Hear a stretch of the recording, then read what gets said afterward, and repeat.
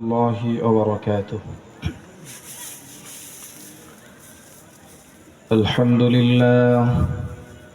الحمد لله نحمده ونستعينه ونستغفره ونؤمن به ونتوكل عليه ونعوذ بالله من شرور أنفسنا ومن سيئات أعمالنا من يهده الله فلا مضل له ومن يضلله فلا هادي له ونشهد أن لا إله إلا الله وحده لا شريك له ونشهد أن سيدنا وحبيبنا وبشيرنا ونذيرنا وطبيبنا وطبيب أرواحنا محمدا عبد الله ورسوله الذي أرسله بالحق بشيرا ونذيرا وداعيا إلى الله بإذنه وسراجا وقمرا منيرا أعوذ بالله من الشيطان الرجيم بسم الله الرحمن الرحيم إن الله وملائكته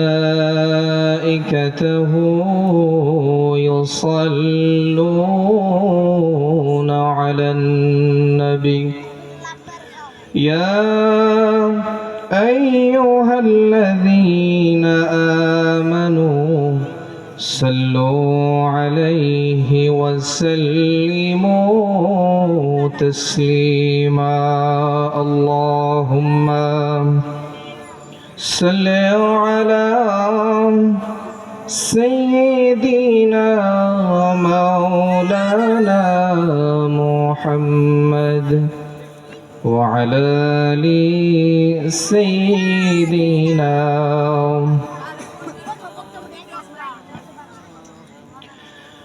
আমি যদি কখনো তায়েফে যাই আমি যদি কখনো তায়েফে যাই বলবো বালিকে ডেকে নবীজির রক্ত ঝরল কোথায় বলে দাও তাও আজ আমাকে প্রতিশোধের দাবানল জ্বালাবো হেথায় বালাগাল উলা বিকামালিহি كشفت تجا بجماله حسنت جميع خصاله صلوا عليه وآله মুআজ্জাজ হাজিরিন মুহতারাম ধর্মপ্রাণ মুসলমান তাওহীদি মুসলিম জনতা পর্দার অন্তরালে মা এবং বোনেরা সকলের প্রতি আবার আমার সালাম আসসালামু আলাইকুম ওয়া রাহমাতুল্লাহি ওয়া বারাকাতুহু। আজকের এই সোনাতলী কবরস্থান উন্নয়ন কল্পের তাফসীরুল কোরআন মাহফিলে আমরা আসতে পেরেছি এবং এই কোরআনের সুন্দর বাগান আল্লাহ রাব্বুল আলামিন আমাদেরকে সাজানোর তৌফিক দান করেছেন। এজন্য আমরা সকলেই তার দরবারে কালিমাতুশ শুকর আদায় করছি, পড়ি আলহামদুলিল্লাহ। সংক্ষিপ্ত আকারে দরুদ প্রেরণ করছি বিশ্ব মানবতার মুক্তির দূত, নবিকুলের শিরোমণি, নবীদের শ্রেষ্ঠ নবী, দুজাহানের বাদশাহ, সাইয়্যিদুল মুরসালিন, সাইয়্যিদুস সাকালাইন, খাতামান নবিয়্যিন, যিনি অন্ধকারে দেখিয়েছেন আলোর গতি, করেছেন ইমামতি, সমাজের সমাজপতি, রাষ্ট্রের রাষ্ট্রপতি, যুদ্ধের সেনাপতি জনাবে মুহাম্মদ রাসূলুল্লাহ। সকলে একটু আওয়াজ দিয়ে পড়ি সাল্লাল্লাহু আলাইহি ওয়াসাল্লাম। আসলে আজকে আমরা যেখানে বসে আছি, আমাদের কাছে মনে হচ্ছে এটা সোনাতলী পুকুরপাড় মসজিদের সামনে কোনো একটা ধান ক্ষেত, কিন্তু আসলে তা নয়। এটি হচ্ছে আল্লাহর বানানো জান্নাতের একটি অংশ। বজুর বলি সুবহানাল্লাহি ওয়া বিহামদিহি। কেননা এখানে কোরআনের আলোচনা হবে, আল্লাহর জিকির হবে। আল্লাহ রাব্বুল আলামিন চান আল্লাহর এই জমিনে কিছু বৈঠক হোক, যেই বৈঠকগুলো হবে আল্লাহর জিকিরের। কিছু বৈঠক হোক যেই বৈঠকে আলোচনা হবে কোরআনের। কিছু বৈঠক হোক যেই বৈঠকের আলোচনা হবে দ্বীনি আলোচনা, যেই বৈঠকে আলোচনা হবে আল্লাহর আলোচনা। তো এইরকম একটা আলোচনায় আমাদেরকে বসার মতো তৌফিক দান করেছেন, এজন্য আমরা খুশি না বেজার? যদি খুশি হয়ে থাকি, যারা রাস্তাঘাটে বসে আছেন বলেন তো এরা কি খুশি হয়েছে? যারা দোকানপাটে দাঁড়ায় আছে এরা কি খুশি না বেজার? কথা কয় না, খুশি না বেজার? খুশি হইলে তো আজকের এই কোরআনের মাহফিলে থাকতো, এই প্যান্ডেলের নিচে থাকতো, কি বলেন? তাই না? খুশি নাই দেখে তো দোকানে ঘুরতেছে, যেখানে কোনো লাভ নাই। বলেন তো এই কোরআনের প্যান্ডেলে বসলে লাভ আছে না নাই? আছে না নাই? কি লাভ আল্লাহ রাব্বুল আলামিন এই কোরআনের প্যান্ডেলে বসতে দিবেন? কি সওয়াব, কি নেকি আল্লাহ রাব্বুল আলামিন আমাদেরকে দান করবেন? আল্লাহর নবী বলেন, এই দুনিয়াতে একদল ফেরেশতা আল্লাহ রাব্বুল আলামিন পাঠিয়ে দেন, যেই ফেরেশতাগুলো সারা দুনিয়া পরিভ্রমণ করে আর খুঁজে খুঁজে দেখে আমার আল্লাহ রাব্বুল আলামিনের কোন কোন বান্দাগুলো আল্লাহর জিকিরে করে, আল্লাহর কোরআনের আলোচনায় বসে আছে, আল্লাহর নামের পবিত্রতা ঘোষণা করে। ওই ফেরেশতাগুলো যখন কোনো মজলিস দেখতে পায়, যেই মজলিসের ভিতরে আল্লাহর কোরআনের আলোচনা হয়, আল্লাহর নবী বলেন ওই ফেরেশতার দলেরা তাদেরকে যেই নূরের পাখা আল্লাহ রাব্বুল আলামিন দিয়েছেন, ওই প্যান্ডেলের উপরে, ওই মানুষদের উপরে ওই ফেরেশতাদের পাখাগুলো তারা ওই মানুষদেরকে পরিবেষ্টন করে নেয়। সুবহানাল্লাহ। এরপর আল্লাহ রাব্বুল আলামিন ওই সকল ফেরেশতাদেরকে ডাক দিয়ে বলে, হে আমার ফেরেশতারা, তোমরা যেই প্যান্ডেলের ভিতরে যেই আলোচনায় তোমরা মানুষদেরকে আমার নূরের পাখা দ্বারা তোমরা ছায়া দিলে, পরিবেষ্টন করলে, ওই আলোচনার ভিতরে, ওই জিকিরের ভিতরে ওই মানুষগুলো কি করতেছে, কি করে, মুখ দিয়ে কি বলে? ফেরেশতারা এবার আল্লাহকে বলে, রব্বুল আলামিন, ওই যে দিনই আলোচনা হচ্ছে, ওই যে মানুষগুলো একত্রিত হয়ে বসে আছে, ওই মানুষগুলো আপনি আল্লাহর পবিত্রতা ঘোষণা করতেছে, আপনি আল্লাহর প্রশংসা করতেছে, আপনি আল্লাহর গুণগান করতেছে। এবার রব্বুল আলামিন ফেরেশতাদেরকে ডাক দিয়ে বলে, আমার ফেরেশতারা শোনো, ওই যে মানুষগুলো আমি আল্লাহর প্রশংসা করতেছে, গুণগান করতেছে, একটু বলো তো ওই মানুষগুলো কি আমি আল্লাহকে দেখেছে কিনা?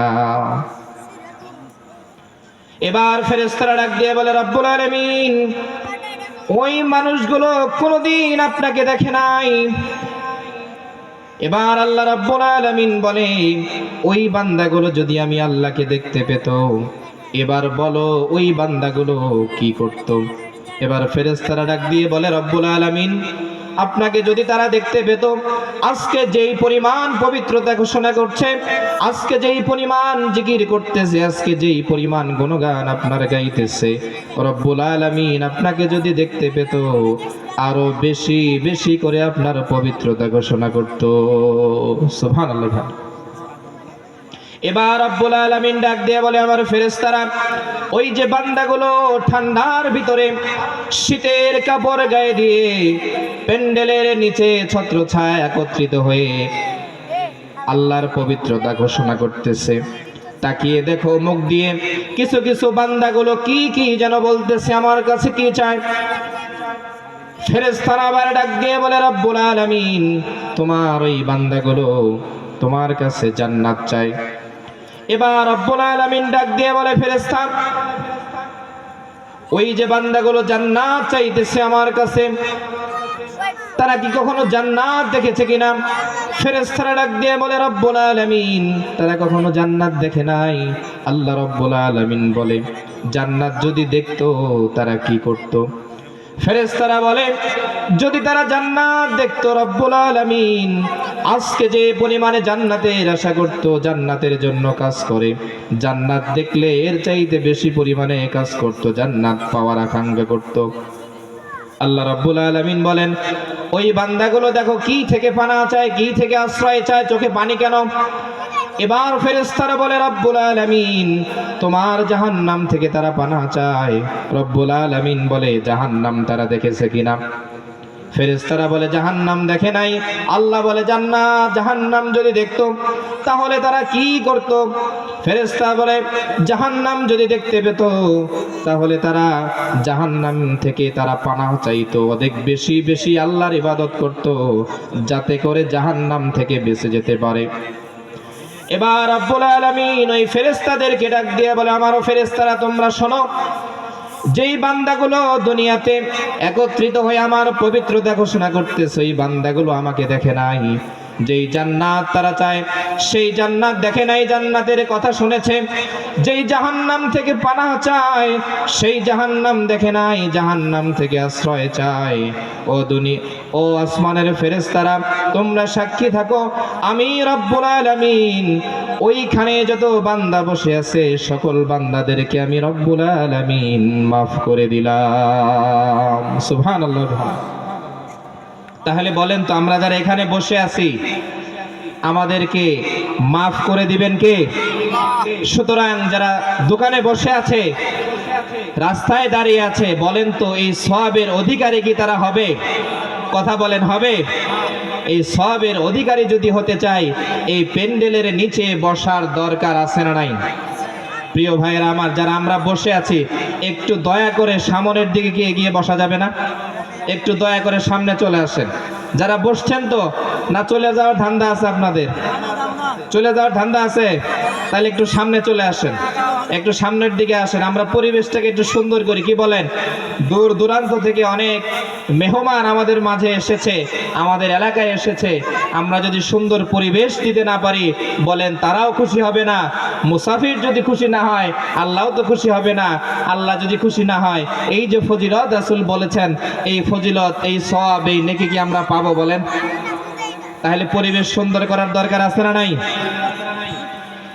এবার ফেরেশতারা ডাক দিয়ে বলে, রব্বুল আলামিন ওই মজলিসের ভিতরে এমন একজন ব্যক্তি বসেছে যে মাহফিলের উদ্দেশ্যে আসে নাই, তোমার আলোচনা শোনার উদ্দেশ্যে আসে নাই, জিকিরের উদ্দেশ্যে আসে নাই, রাস্তা দিয়ে যাইতেছে, প্যান্ডেল দেখে বসে গিয়েছে, তার জন্য তুমি কি করবে? রব্বুল আলামিন বলেন, কোরআনের আলোচনা যেখানে হয়, কোরআন যেখানে তেলাওয়াত হয়, আমি রব্বুল আলামিন রহমত নাজিল করি।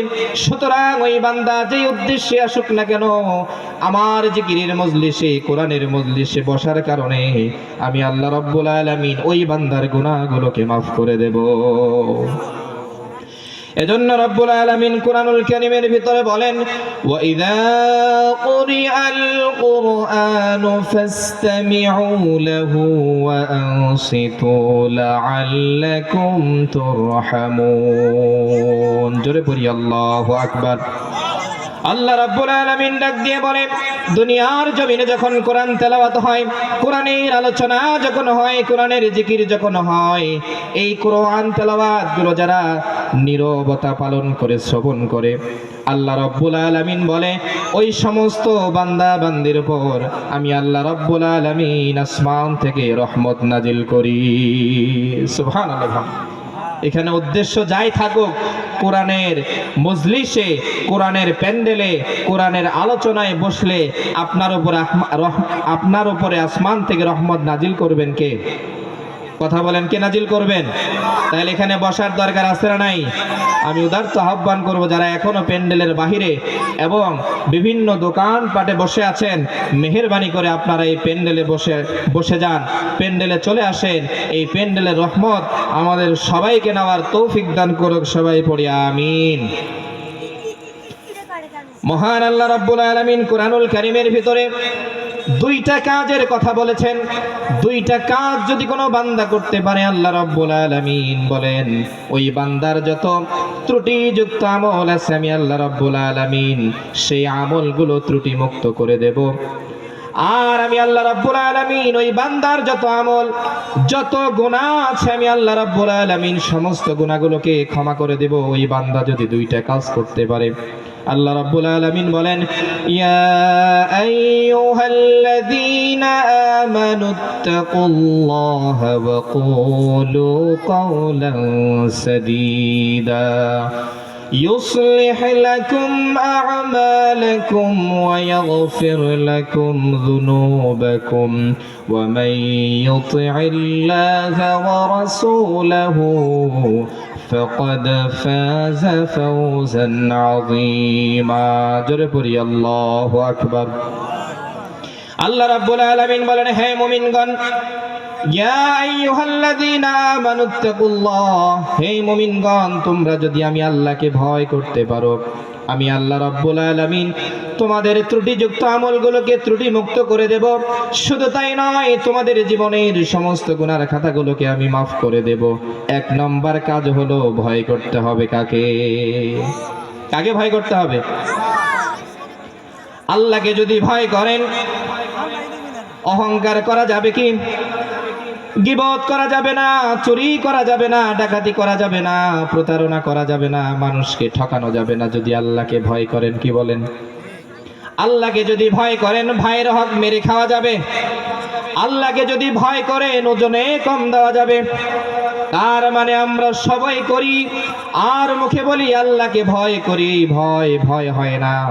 আল্লাহকে যদি ভয় করার মতো ভয় করতে পারি, আল্লাহ রাব্বুল আলামিন আমাদের গুনাহগুলো ক্ষমা করে দেবেন। শুধু তাই নয়, ত্রুটিযুক্ত আমলগুলোকে ত্রুটি মুক্ত করে দেবেন কে?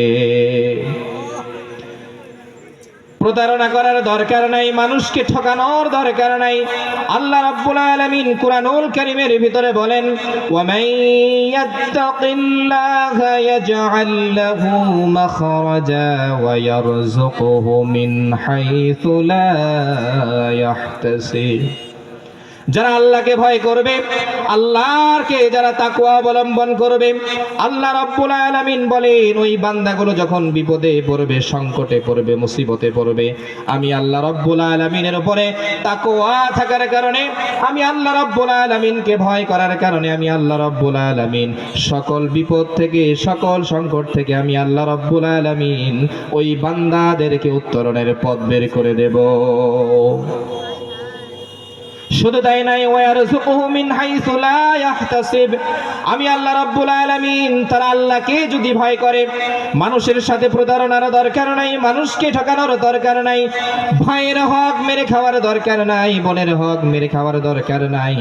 আমি আল্লাহ রাব্বুল আলামিন ওয়ারযুকুহু মিন হাইসু লা ইয়াহতাসিব, সে কল্পনাও করে নাই এমন জায়গা থেকে আমি আল্লাহ রাব্বুল আলামিন তার পবিত্র রিজিকের ব্যবস্থা আমি আল্লাহ রাব্বুল আলামিন করে দেব।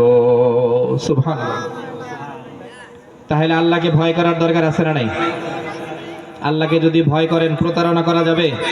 কথা কয় না, প্রতারণা করা যাবে? প্রতারণাকারীদেরকে আল্লাহ রাব্বুল আলামিন পছন্দ করে।